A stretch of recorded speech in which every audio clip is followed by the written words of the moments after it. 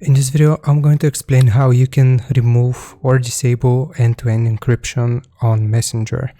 So I'm going to show you two ways. The first way is by clicking on the three lines in the top left corner, clicking on the second settings icon, and then right here, if we scroll down, you should be able to see secret conversation. So you want to click on it and then you can disable it that way. But this method is not available to all phones. As you can see, I don't have it right here, but some people have it. But that was the first method of how you can disable end-to-end encryption. And another method of how you can do it is holding or pressing and holding onto the chat that you want to remove end-to-end encryption for, and simply restricting the person.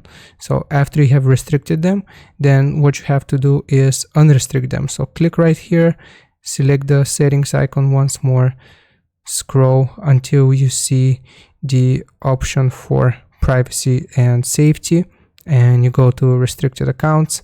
And here, if you want to unrestrict them, you just got to click on it and unrestrict.